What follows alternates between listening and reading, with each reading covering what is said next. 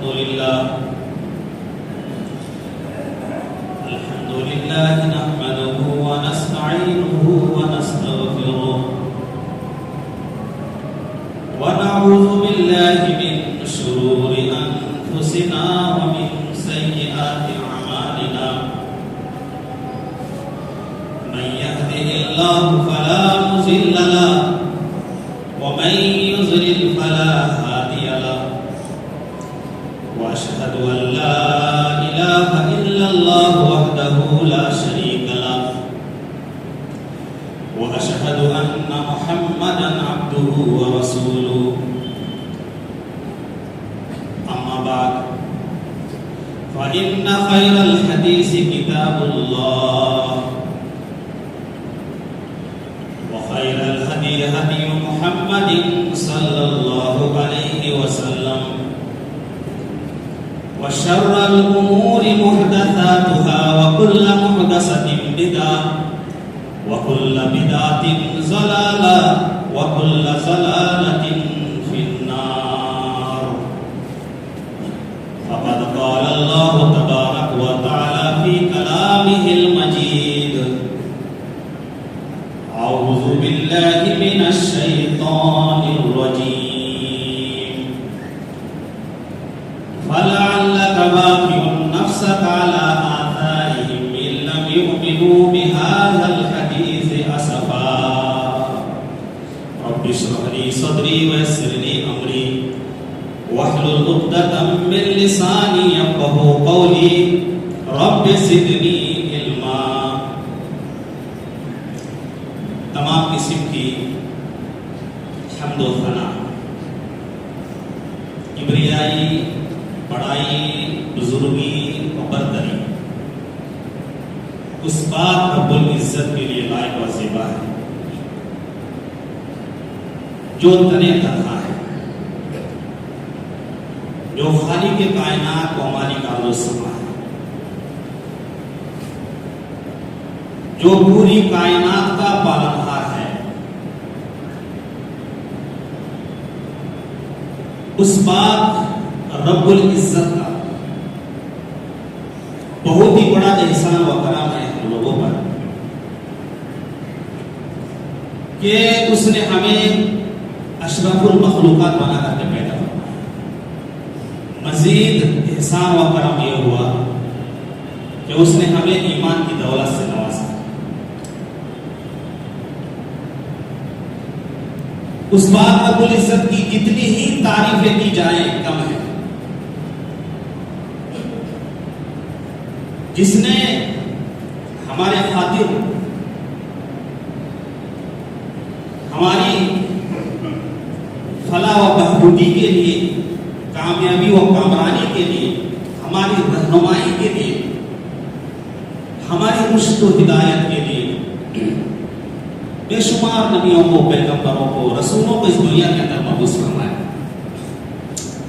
ہزارہ ہزار درود و سلام نازل ہو اس ہستی اقدس مقدسہ مطہرہ مبارکہ پر جن کا نام نام گرامی محمد مصطفیٰ محمد رسول اللہ صلی اللہ علیہ وسلم. حاضرین جمعہ، میرے محترم بزرگوں، دوستوں و عزیز ساتھیوں، اللہ تبارک و تعالیٰ نے انسانوں کو پیدا فرمایا اور پیدا فرمانے کے بعد ہر گوشے میں، ہر مراحل میں یوں ہی بے یار و مددگار نہیں چھوڑا یا یتیم نہیں چھوڑا، بلکہ ہماری رہبری کے لیے اور نجات حاصل کرنے کے لیے اور کامیابی کی اعلیٰ منزل کو حاصل کرنے کے لیے اللہ تبارک و تعالی نے نبیوں کو اس دنیا کے اندر بھیجا ہے. ہر موڑ پہ ہماری رہنمائی کی ہے. جتنے بھی پیغمبر آئے، سارے پیغمبروں کا مقصد ایک ہی رہا ہے کہ انسان کس طریقے سے جہنم کی آگ سے بچ جائے. اللہ تبارک و تعالی جو حقیقی معبود ہے، اس معبود کی معرفت اس طریقے سے دلوں کے اندر پیوست ہو جائے، آدمی اپنے حقیقی معبود کو سمجھے، پہچانے، دنیا کی حقیقت کو پہچانے، زندگی کی حقیقت کو پہچانے، زندگی کا مقصد جو ہے اس کو پہچانے. یہ نبیوں کا مقصد، اور اسی فکر میں وہ شب و روز گزارا کرتے تھے. اور پھر کلی طور پر پوری کائنات کے لوگوں کی فکر جناب محمد رسول اللہ صلی اللہ علیہ وسلم بہت ہی زیادہ کرتے تھے کہ میری امت کس طریقے سے فوقیت حاصل کر جائے اور یوم آخرت میں نجات کس طریقے سے حاصل کریں، اس کی فکر میں ہمیشہ رہتے تھے. اللہ کے نبی صلی اللہ علیہ وسلم کا دوسرا مقصد نہیں تھا. اللہ کے نبی نے مال و دولت کی فکر نہیں کی، چاہ و منصب کی فکر نہیں کی، شہرت کی فکر نہیں کی، یا کسی اور چیز کی فکر نہیں کی. فکر کس چیز کی کہ شرک و بدعات سے، کفر سے لوگ کس طریقے سے بچ جائیں. اور اس کے ساتھ اللہ کے نبی صلی اللہ علیہ وسلم نے کبھی کسی سے کمپرومائز نہیں کی. کافروں نے کہا کہ یہ محمد، ہم آپ کو مال دیتے ہیں، دولت دیتے ہیں، اچھی عورت دیتے ہیں، آپ لے لیجئے، آپ کو حکومت دیتے ہیں، آپ لے لیجئے، جو چاہیں گے ہم کرنے کے لیے تیار ہیں، لیکن آپ یہ کام چھوڑ دیں. جو کام آپ کر رہے ہیں، اللہ کی طرف بلا رہے ہیں، لوگوں کو روک رہے ہیں، شرک کفر سے منع کر رہے ہیں، اس کام کو آپ چھوڑ دیں. لیکن جناب محمد رسول اللہ صلی اللہ علیہ وسلم نے تاریخی جملہ ارشاد فرمایا، دن بدل سکتا ہے، رات بدل سکتی ہے، پہاڑ اپنی جگہ سے ہٹ سکتا ہے، دنیا کے اندر کچھ بھی ہو سکتا ہے، یہاں تک کہ چاند اور سورج کو لا کر کے میرے ہاتھ میں تم رکھ دو، اب کہو کہ اس کام سے میں روگردانی کر لوں، ہٹ جاؤں، لیکن یہ مجھ سے ہو نہیں سکے گا، اس کو میں چھوڑ نہیں سکتا. پورا قبیلہ ساتھ چھوڑ دے، گھر والے ساتھ چھوڑ دے، سارے کے سارے لوگ ہمارے ساتھ چھوڑ دے، لیکن اس کام کو میں کرتا رہوں گا یہاں تک کہ میں ہلاک ہو جاؤں. میرے پیارے ساتھیوں، اسی فکر کو لیے ہوئے اللہ کے نبی صلی اللہ علیہ وسلم آگے چلے، جس پر اللہ تبارک و تعالی نے کہا فلا اللہ کا باقی نفسک علی آثارہم ان لم یؤمنوا بہذا الحدیث اسفا. یہ نبی آپ اپنی امت کی فکر اس طریقے سے کر رہے ہیں کہ ایسا لگتا ہے کہ آپ اپنے آپ کو ہلاک کر ڈالیں گے.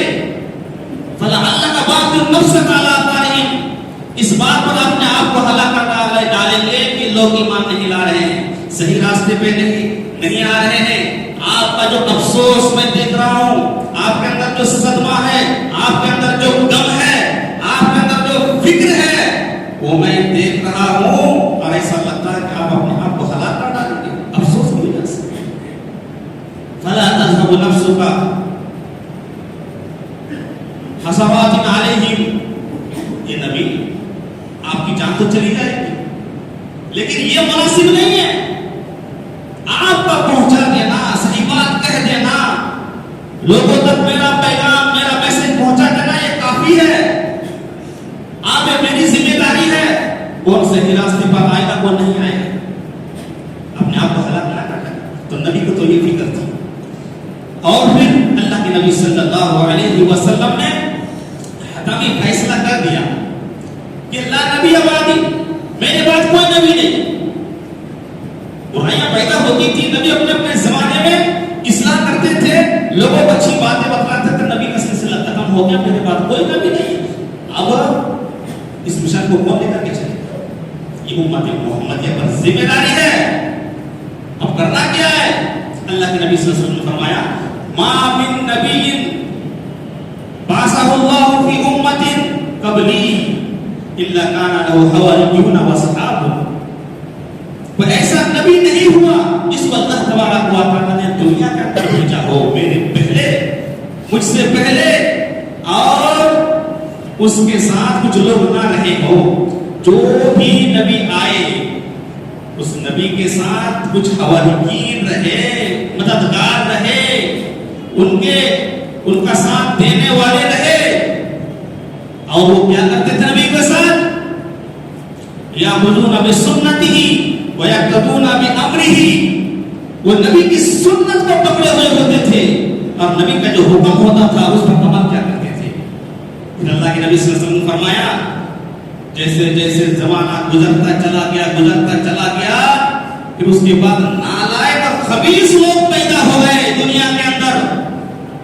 یقولون ما لا یفعلون ویفعلون ما لا یؤمرون. جو کہتے تھے کرتے نہیں تھے،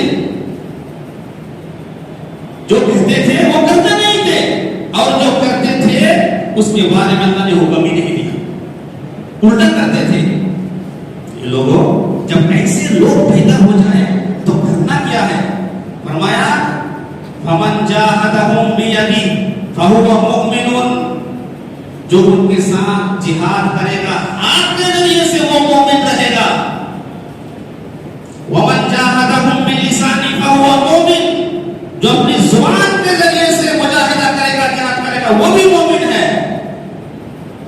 ومن جاہدہم بقلبی فہو مؤمن. جو اپنے دل سے، اپنے دل کے ذریعے سے جہاد کرے گا، اپنے دل کے ذریعے سے وہ برا سمجھے گا، وہ بھی مومن ہے. وَلَيْسَ وَرَاءَ ذَلِكَ مِنَ الْإِيمَانِ حَبَّةُ خَرْدَلٍ. اگر دل میں اگر یہ فکر نہیں ہے، دل کے اندر کوئی افسوس نہیں ہے، برائیوں کو دیکھ کر کے خاموش ہے، اس کو برا نہیں جان رہا ہے، دل بے چین نہیں ہے، دل بے قرار نہیں ہے، رات کی نیند حرام نہیں ہو رہی ہے، دل بے قرار نہیں ہے، بے چین نہیں ہے، تو سمجھ لینا تمہارے اندر ایمان نہیں ہے. یہاں تک کہ رائے کے دانے کے برابر بھی تمہارے اندر ایمان نہیں ہے، اس سے بھی تم خالی ہو. میرے پیارے ساتھیوں، یہ احساس اپنی قوم کو بچانا، اپنی قوم کو نجات کی طرف لانا، اپنی قوم کو ہلاکت اور بربادی سے بچانا، یہ احساس صرف انسانوں کے اندر نہیں ہے. اللہ نے جتنی مخلوقات پیدا کی ہے ساری مخلوقات کے اندر یہ احساس موجود ہے. یہ فطری چیز ہے کہ اپنی قوم کو، اپنی ملت کو، اپنے لوگوں کو، اپنے معاشرے کے لوگوں کو، اپنے دوست و احباب کو، اپنے گھر والوں کو، اپنے مسلمان بھائیوں کو برائیوں سے بچائے، ہلاکت اور بربادی سے بچائے. یہ انسان کی ذمہ داری ہے. یہاں تک کہ ایک جانور کے اندر بھی، کیڑے مکوڑے کے اندر بھی یہ فکر موجود ہے. میرے پیارے ساتھیوں، آپ نے سنا ہوگا حضرت سلیمان علیہ السلام کا واقعہ، آپ نے سنا ہوگا. حضرت سلیمان علیہ السلام اپنے لشکر کے ساتھ داخل ہو رہے ہیں.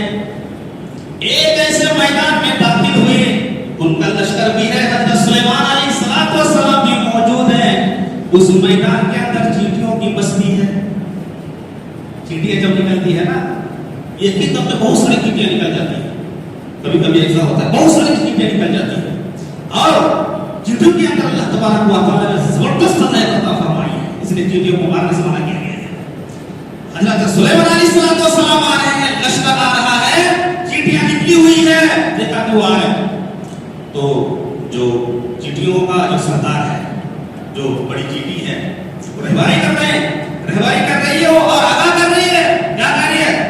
قالت یا ایھا النمل ادخلوا علی مساکنکم لا یحطمنکم سلیمان وجنودہ وهم لا یشعرون.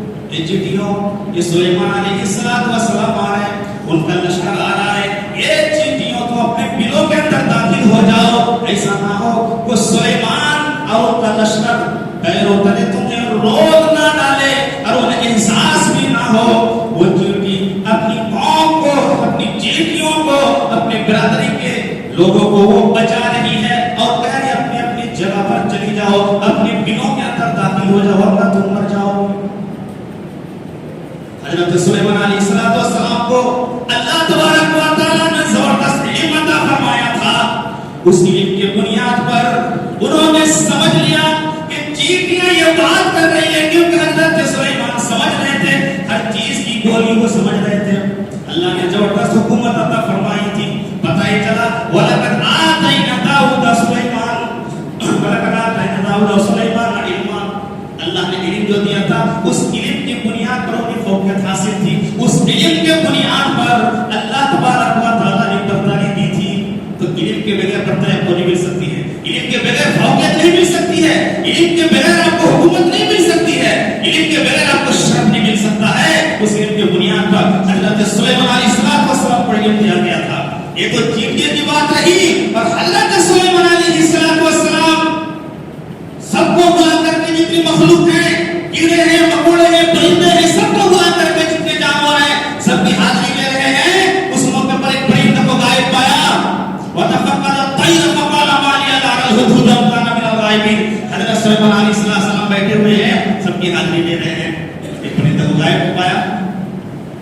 حضرت سلیمان علیہ السلام نے کہا لَوْ عَذَابًا شَدِيدًا أَوْ لَأَذْبَحَنَّهُ أَوْ لَا يَأْتِيَنِّي بِسُلْطَانٍ مُبِينٍ. سارے لوگ یہاں پر موجود ہیں لیکن وہ ہدہد پرندہ غائب ہے. اتنی بڑی جرأت, میں بلاؤں, میں حاضری ہوں, اب وہ غائب ہو جائے, یہ تو مجھے برداشت نہیں ہے.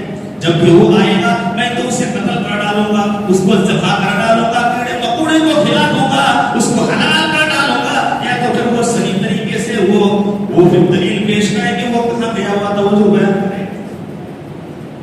یہ کہہ رہے تھے تو آقا صحابی نہ پائی. تھوڑی دیر کے بعد وہ آیا اور دیکھیے اس کی چالاکی, دیکھیے اس کی صلاحیت, دیکھیے اس کی ہمت, دیکھیے اس کی چترائی, دیکھیے اس کی دانائی, دیکھیے اور اس دنیا کے اندر جو برائی پیدا ہو رہی ہے اس کے تعلق سے اس کے احساسات دیکھیے. حضرت سلیمان نے پوچھا, اس نے کہا یا سلیمان آپ بادشاہ ہیں, آپ حکومت کر رہے ہیں, لیکن اللہ کی زمین پر کیا ہو رہا ہے کہیں آپ کو یہی پتا نہیں ہے. آپ تو یہاں پر بیٹھے ہوئے ہیں لیکن ملک یمن میں ایک قوم ہے سوا, وہ قوم بت پرستی کر رہی ہے. اس کی جو رانی ہے, ملکہ ہے, وہ بھی بت پرستی کر رہی ہے. اللہ کو چھوڑ کر سورج کو پوج رہی ہے, لیکن آپ کو پتا ہی نہیں ہے. میں تو یہ خبر لے کر کے آیا ہوں. دیکھیے اللہ کی زمین پر شرک ہو رہا ہے, کفر ہو رہا ہے. ایک پرندہ بے چین ہو رہا ہے کہ سلیمان آپ کر کیا رہے ہیں. آپ کے پاس زبردست حکومت ہے, آپ کے پاس زبردست فوج ہے, آپ کے پاس زبردست لشکر ہے, ہر چیز کی بولیاں سمجھ رہے ہیں, پوری دنیا پر حکومت عطا فرمائی, لیکن اللہ کی زمین پر کفر ہو رہا ہے. آپ کو اس بات کا احساس ہی نہیں, خبر بھی نہیں ہے. میں تو خبر لے کے آ رہا ہوں, یہ سلیمان آپ جائیے اور اس کی سرکو بھی کیجیے, اس کے خلاف جہاد کریں. اس نے خبر دی, ایک پرندے نے خبر دی میرے پیارے ساتھیوں, اور اس کی بات سن کر کے حضرت سلیمان علیہ السلام نے بھیجا, پیغام بھیجا کہ تم شریف اور کفر کو چھوڑ دو, موتیوں بھرما باتیں بن کر کے میرے پاس آ جاؤ, ورنہ میں چڑھائی کروں گا, حملہ کروں گا اور تمہاری حکومت کو تہو بالا کر دوں گا. وہ آئی, مسلمان ہو گئے. ذریعہ کون بنا؟ ایک پرندہ. احساسات کس کے تھے؟ پرندے کے تھے. اللہ نے اتنی صلاحیت دی, اس کو فکر کر رہا ہے, ایک پرندہ فکر کر رہا ہے, لیکن ایک مسلمان آج اپنی قوم کے بارے میں فکر نہیں کر رہا ہے. تو پتہ ہی چلا ایک پرندے سے, ایک چیٹی سے, ایک کیڑے مکوڑے سے ہم غائب ہو رہے ہو گئے. گھر میں برائی ہو رہی ہے, محلے میں برائی ہو رہی ہے, بازو میں شرک ہو رہا ہے, قبر پرستی ہو رہی ہے, لوگ قبروں کو پوج رہے ہیں, پھول پتیاں چڑھا رہے ہیں, بدعتیں ہو رہی ہے, رسومات کو فروغ دیا جا رہا ہے, لیکن قوم خاموش ہے. بازو میں کفر ہو رہا ہے, شرک ہو رہا ہے, بت پرستی ہو رہی ہے, قبر کو سجدہ کیا جا رہا ہے, میلہ کھیلا لگ رہا ہے. جناب ذرا سمجھا دیجیے, ذرا توحید کی دعوت دے دیجیے. نہیں, ابھی تو بات کی بات ہے, چلو پہلے چلا کاٹ لو, پہلے 40 دن کا چلا لگا, پھر ہم بعد میں دیکھتے ہیں. پہلے جملہ ہے یا میرے پیارے ساتھی یہ پیڑ محیط کی دعوت ہے نہیں. قوم کے اندر بڑی خرابیاں ہیں, صرف شرک کو ملاتی نہیں ہے, مسلمانوں کے اندر ایسی برائیاں پیدا ہو چکی ہے جس کو دیکھ کر کے ہمارا خون اگر نہیں کھول رہا ہے, ہمارے رگوں میں گرم خون اگر نہیں دوڑ رہا ہے, ہم کو اگر فکر نہیں ہے, ہم کو اگر کم نہیں ہے, تو پھر گویا کہ ہم ایمان و عمل سے اور توحید سے اور اللہ نبی کی جو محبت ہے جس سے ہم بالکل خالی اور عاری ہیں. گھروں کے اندر بے پردگی, بے حیائی ہمارے معاشرے کے اندر. آپ کی لڑکیوں اگر تم ٹائٹ فٹ کپڑا پہن کر کے اگر نکل رہی ہو, تمہاری پنڈلی کھلی ہوئی ہے, اسکارٹ پہن کر اگر تم نکل رہی ہو, تمہارے سینے پہ کپڑا نہیں ہے, تمہارا بال کھلا ہوا ہے, بے پردگی کے ساتھ اگر تم اپنی ماں کے سامنے نکل رہی ہو, اسکولوں میں جا رہی ہو, کالجوں میں جا رہی ہو, کہیں پر بھی جا رہی ہو, اپنی ماں کے ساتھ سامنے سے تم گزر رہی ہو اور تمہاری ماں خاموش ہے, تو سمجھ لینا وہ تمہاری ماں نہیں ہے, وہ تمہاری خالہ ہے, وہ تمہاری سوتیلی ماں ہے. وہ اپنی ماں خاموش رہ نہیں سکتی بے پردگی کو دیکھ کر کے. اس کے اندر محبت نہیں ہے, اس کے اندر جذبہ نہیں ہے, اس کے اندر غیرت نہیں ہے. اذان ہو گئی, باپ نماز پڑھنے کے لیے جا رہا ہے, اور اگر باپ کے سامنے بیٹا بیٹھا ہوا ہے موبائل لے کر کے, کان میں لیڈ لگا کر کے موبائل دیکھ رہا ہے, کھیل کھیل رہا ہے, باپ چلا گیا نماز پڑھنے کے لیے, واپس آیا پھر بھی بیٹا دیکھ رہا ہے اور اس کو کچھ نہیں کہتا, ایکشن نہیں لیتا, اس پر سختی نہیں کرتا, تو میرے پیارے ساتھی وہ تمہارا باپ نہیں ہے, وہ چچا ہے, وہ تایا ہے, وہ سوتیلا باپ ہے. حقیقی باپ اس طرح کر ہی نہیں سکتا. میرے پیارے ساتھیوں, برائیوں کو دیکھ کر کے خاموشی اختیار کرنا, چپ رہنا, یہ دیوسیت کی علامت ہے. وہ دیوس بن چکا ہے, وہ خاموش رہ رہا ہے, اپنے بیٹے کو, اپنی اولاد کو جہنم کی آگ سے بچانے کی فکر نہیں کر رہے ہو, تو ایسے لوگوں کے اعمال برباد ہو جائیں گے. دیوس لوگ جنت میں نہیں جائیں گے, ان کے اعمال برباد ہو جائیں گے. اس کی فکر ہونی چاہیے میرے پیارے ساتھیوں. بہت ساری چیزیں ہمارے معاشرے کے اندر بدعات ہے, خرافات ہے, اس کے علاوہ اور بھی چیزیں ہیں جو اسلام کے اندر حرام ہے, وہ کام انجام دیا جا رہا ہے, لیکن ہم کو کوئی فکر نہیں ہے میرے پیارے ساتھیوں. تو گویا کہ ہم اپنی ذمہ داری سے بس دستبردار ہو چکے ہیں. ہماری کوئی ذمہ داری نہیں, ہماری ذمہ داری تو یہ ہے اپنے ہاتھ, زبان اور اپنے دل کے ذریعے سے اس کی سرکوبی کرتے, اس کو دور کرنے کی کوشش کرتے. یہ ہونا چاہیے مسلمانوں کا کام. جناب محمد رسول اللہ صلی اللہ علیہ وسلم فکر کر رہے ہیں اپنی امت کے لیے, اپنی امت کے لیے فکر کر رہے ہیں, بچانے کے لیے شب و روز, دن اور رات, اسی دنیا میں بھی اور آخرت میں بھی وہ فکر کریں گے, کوششیں کریں گے. لیکن ہم نے ان کے احسان کو بھلا دیا ہے, ہم نے ان کے حقوق کو بھلا دیا ہے, ہم نے ان کے جذبات کو بھلا دیا ہے, ہم نے ان کی محبت کو ہم نے بھلا دیا ہے. جناب محمد رسول اللہ صلی اللہ علیہ وسلم کا مقصد یہ تھا کہ اگر میرے کہنے سے, میری نصیحت سے, میری تبلیغ سے, میری جدوجہد سے, میری کوشش سے اگر کوئی ایک آدمی سے راستے پر آ جائے تو وہ ہمارے لیے بہت ہی زیادہ بہتر ہے. اور جتنی خوشی اس موقع پر جناب محمد رسول اللہ صلی اللہ علیہ وسلم کو ملتی تھی, کسی اور چیز میں نہیں ملا کرتی تھی. اب دیکھیے اللہ کے نبی صلی اللہ علیہ وسلم مکہ کے اندر اپنے دین کا پرچار کر رہے ہیں, لوگوں کو بلا رہے ہیں, سمجھا رہے ہیں, برائیوں سے روک رہے ہیں, شرک سے روک رہے ہیں, توحید کی دعوت دے رہے ہیں. کوہ صفا کے ارد میں جناب محمد رسول اللہ صلی اللہ علیہ وسلم لوگوں کو سمجھا رہے ہیں. ابو جہل کو پتہ چلا, ابو جہل وہاں پہنچتا ہے, اور آپ کو تو معلوم ہے کہ ابو جہل کتنا بڑا جناب محمد رسول اللہ صلی اللہ علیہ وسلم کا دشمن تھا. ابو جہل آتا ہے اور آ دیکھتا ہے کہ محمد اپنے دین کی طرف بلا رہے ہیں. ابو جہل کو یہ برداشت نہ ہوا.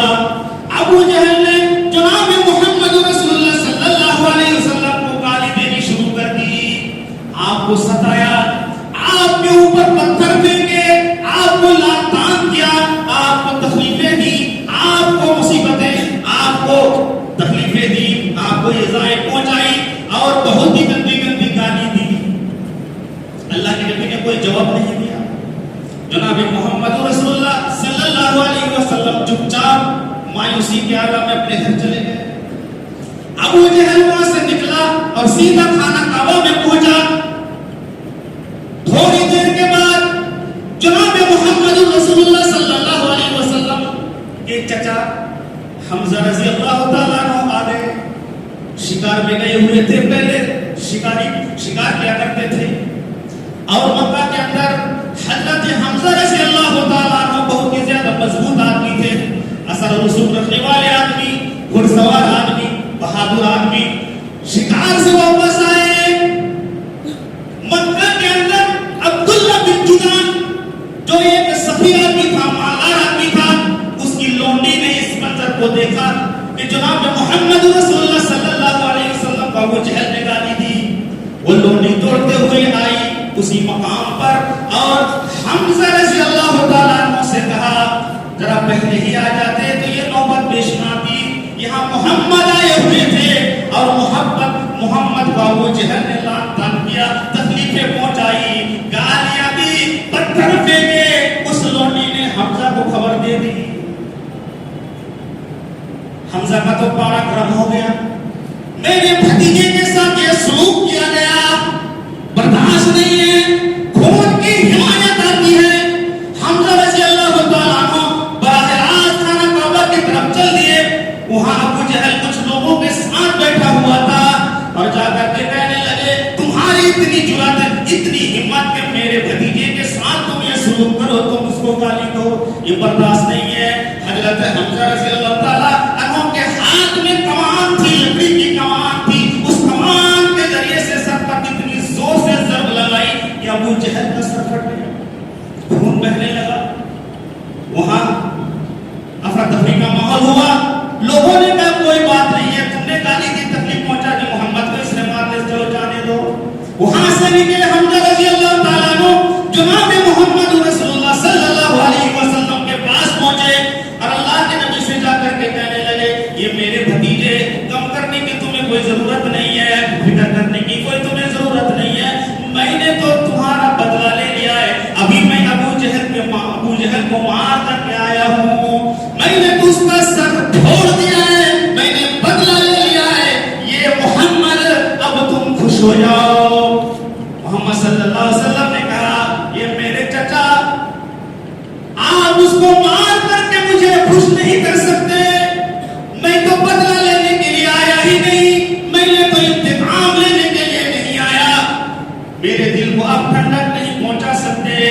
حمزہ نے کہا کہ کس چیز سے تیرے دل کو ٹھنڈک پہنچے گی؟ جناب محمد رسول اللہ صلی اللہ علیہ وسلم نے کہا کہ آپ اس چیز کا اقرار کر لو جو چیز میں اللہ کی طرف سے لے کر کے آیا ہوں, جو پیغام میں لے کر آیا ہوں, اس پیغام کو مان لو. میرے دل کو ٹھنڈک پہنچ جائے گی, مجھے خوشی ہوگی. اسی موقع پر پڑھتا ہے اشہد ان لا الہ الا اللہ واشہد ان محمدن عبدہ ورسولہ. یہ پڑھنے کے بعد جناب محمد رسول اللہ صلی اللہ علیہ وسلم کو خوشی ملی. بدلہ لینے کے بعد خوشی نہیں ہوئی. اللہ کے نبی صلی اللہ علیہ وسلم نے کہا جو پیغام لے کر کے میں آیا ہوں اس پیغام کو قبول کر لو, مجھے خوشی ملی.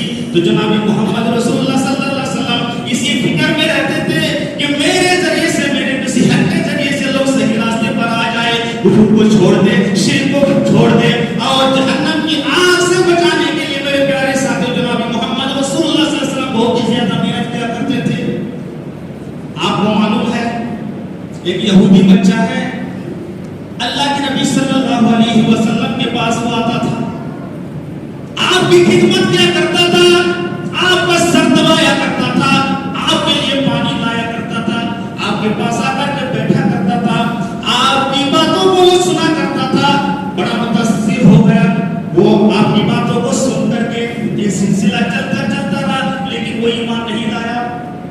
ایک دن نہیں آیا جناب محمد رسول اللہ صلی اللہ علیہ وسلم نے کہا وہ یہودی بچہ کہاں چلا گیا؟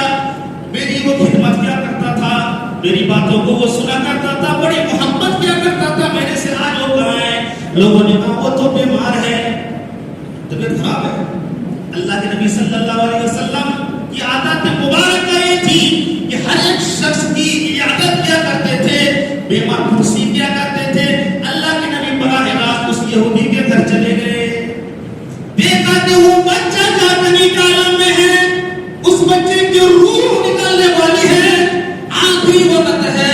جناب محمد رسول اللہ صلی اللہ علیہ وسلم وہاں پہنچے اور اس بچے کے سرہانے کے پاس جا کر کے بیٹھ گئے، سر پہ ہاتھ رکھا اور کہا یہ میرے بچے، تم میرے پاس آتے تھے، میری باتوں کو تم سنا کرتے تھے، یہ میرے بچے تم میری خدمت کیا کرتے تھے، مجھ سے بڑی محبت ہے، یہ میرے بچے تمہارا آخری وقت ہے اور آخری وقت میں میری یہ آخری بات مان لو، تم لا الہ الا اللہ پڑھ لو، تم جنت کے اندر چلے جاؤ گے۔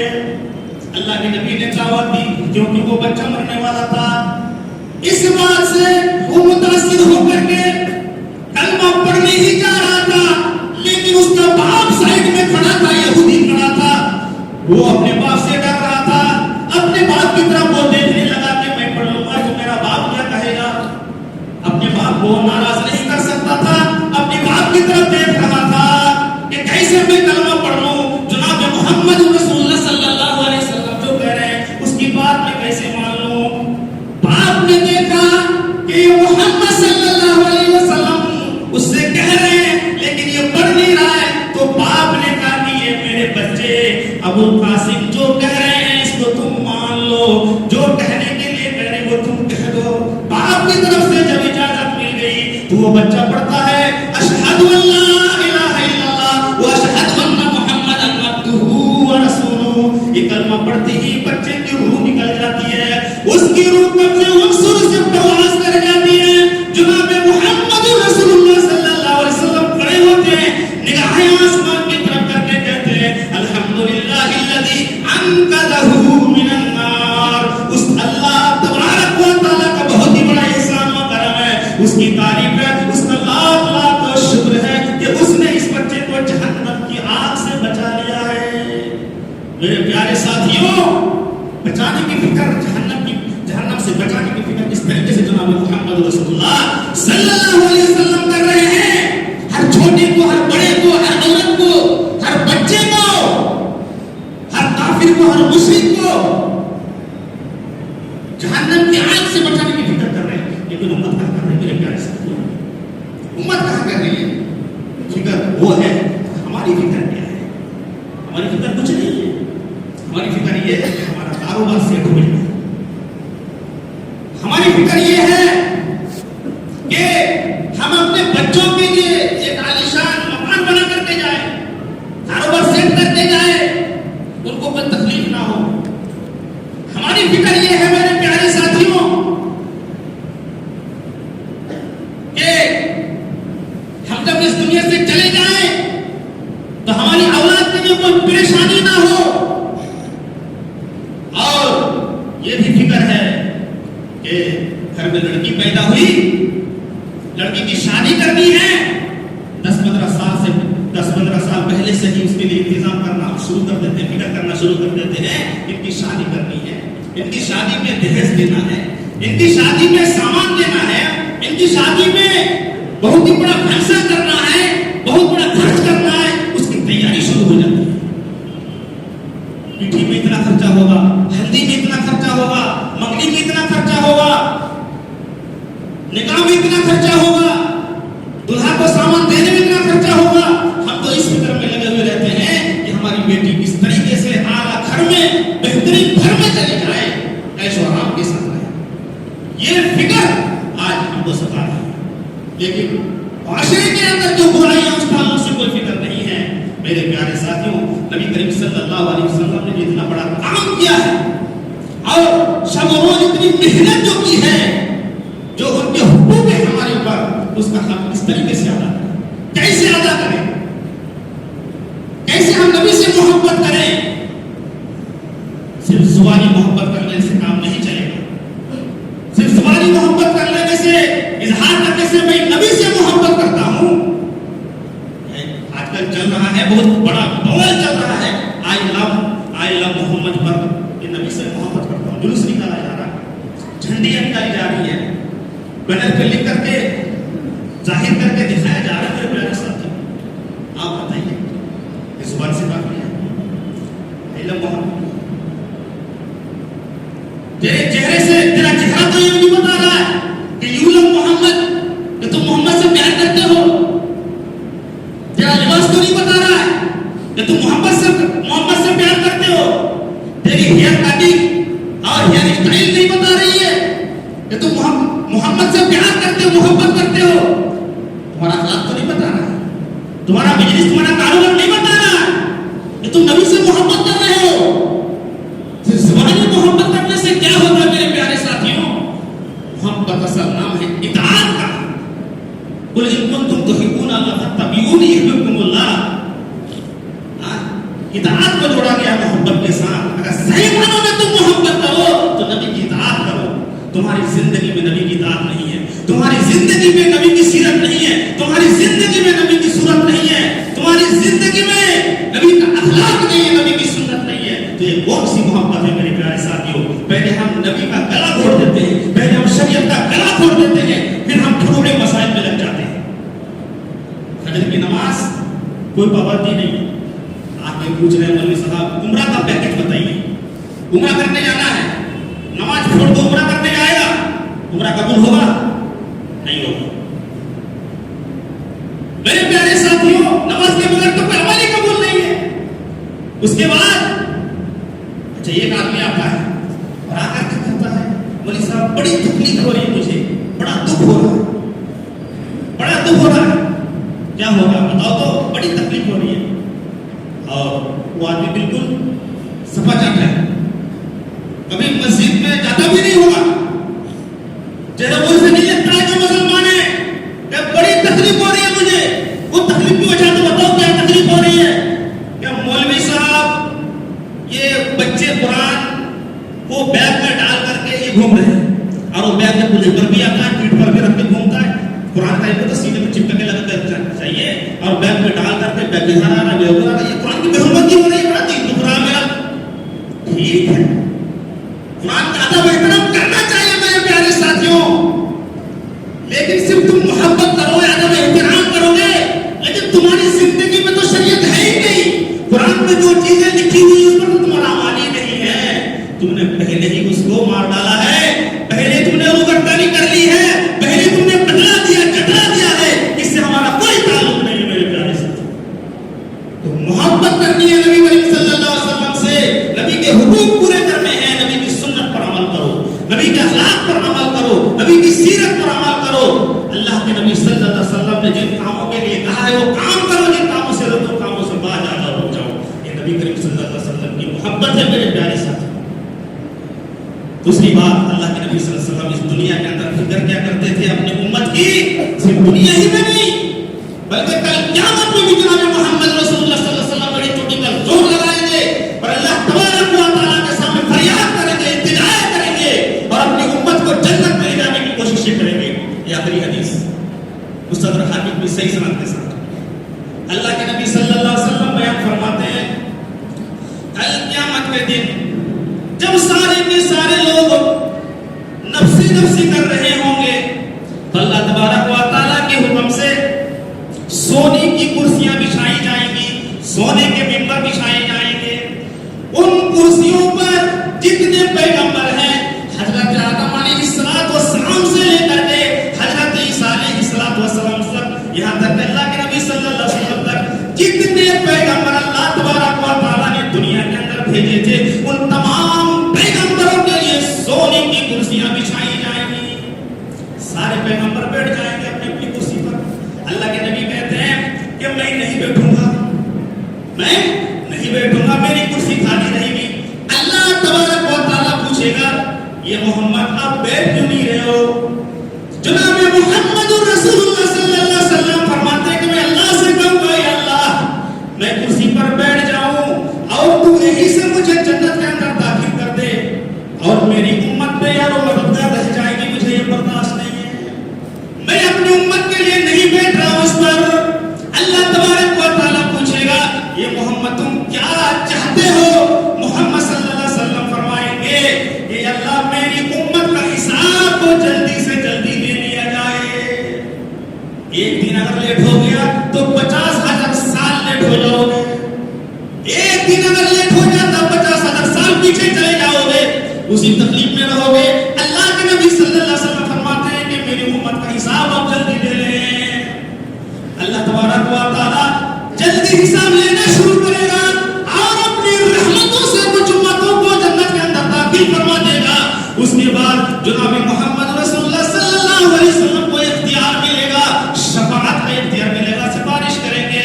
سفارش کرتے کرتے پھر آخری مرحلے میں جب پہنچیں گے، اب کوئی نہیں ہے، اب جو امتی ہے وہ جہنم کے اندر چل رہی ہے.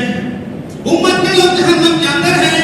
اللہ تبارک و تعالیٰ سے کہہ رہے ہیں اللہ جنت کا پروانہ مجھے دے دے اور یہ حق مجھے دے دے، یہ اختیار مجھے دے دے کہ جو جہنم کے اندر چل رہے ہیں ان کو نکال کر کے میں جنت کے اندر داخل کر دوں. اللہ تبارک و تعالیٰ یہ بھی حق عطا فرما دے گا، یہ بھی اختیار عطا فرما دے گا کہ یہ محمد جاؤ اور جو جہنم کے اندر موجود ہے ان کو بھی نکال لو. جناب محمد رسول اللہ صلی اللہ علیہ وسلم جائیں گے جہنم کے دروازے کے پاس. وہ دروازہ دیکھ کر کے بڑا خوش ہوگا اور نبی صلی اللہ علیہ وسلم کو خوش آمدید کہے گا. یہ نبی، یہ محمد، آپ نے تو اپنی امت کو نکال ہی لیا ہے. اللہ کے نبی فرماتے ہیں میں جہنم کے کنارے پہ جاؤں گا، میں اس کو بھی نکال لوں گا جس کے دل کے اندر جو کے بارے جو کے دانے کے برابر ایمان ہوگا، اور اس کو بھی نکال لوں گا جس کے دل کے اندر گیہوں کے دانے کے برابر ایمان ہوگا، اسے بھی میں نکال لوں گا. اور اس کو بھی میں نکال لوں گا جس نے زندگی میں کبھی لا الہ الا اللہ سچے دل میں پڑھا ہوگا، اس کو بھی جہنم کی آگ سے میں نکال لوں گا، جنت کے اندر ڈالوں گا. اس کے بعد میں جنت میں جاؤں گا. میرے پیارے ساتھی یہ قیامت کے دن بھی جہنم سے نکالیں گے. لیکن آپ تو خوش رہے ہوں گے میرا نبی تو نکال لے گا جہنم سے، عمل کرنے کی ضرورت ہے. تو کیا یہ لمحے کہ اگر جہنم میں جاؤ گے تو اس کی آگ برداشت کر پاؤ گے؟ اگر یہ دن رہو گے جہنم میں تو اس کی مقدار ہے 50,000 سال. یہ دعا کرو اور ایسا عمل کرو کہ جہنم کا منہ دیکھنا نہ پڑے، کہ دخول اول ہو جائے، جنت میں پہلی انٹری ہو جائے. اگر تم جہنم کے اندر چلے گئے تو یہ کامیابی نہیں ہے، وہ تو آخر میں تو نکالے جاؤ گے، لیکن جہنم کی آگ برداشت نہیں کر سکتے میرے پیارے ساتھیوں. اس لیے میں کہتا ہوں اللہ کے نبی صلی اللہ علیہ وسلم نے جو تم کو دیا ہے، جو شریعت دی ہے، جو تمہیں قرآن دیا ہے، جو تمہیں رسول دیا ہے، اس پر عمل کرو. اللہ کے نبی نے جن چیزوں سے منع کیا ہے ان چیزوں سے رک جاؤ، جن چیزوں کو کرنے کے لیے کہا ہے، جس پر حکم دیا ہے وہ چیز کرو، تاکہ جناب محمد رسول اللہ صلی اللہ علیہ وسلم کی شفاعت تمہیں حاصل ہو، اللہ کے نبی صلی اللہ علیہ وسلم کی سچی محبت تمہارے دلوں کے اندر موجود ہو. اللہ تبارک و تعالیٰ سے دعا ہے کہ اللہ العالمین ہمیں کہنے سننے سے زیادہ عمل کرنے کی توفیق عطا فرما. یا الہ العالمین ہمیں اپنے نبی سے سچی محبت کرنے کی توفیق عطا فرما. یا الہ العالمین جو پریشان حال ہیں اللہ ان کی پریشانیوں کو دور فرما، جو بیمار ہیں شفائے کاملہ عاجلہ عطا فرما. واخر دعوانا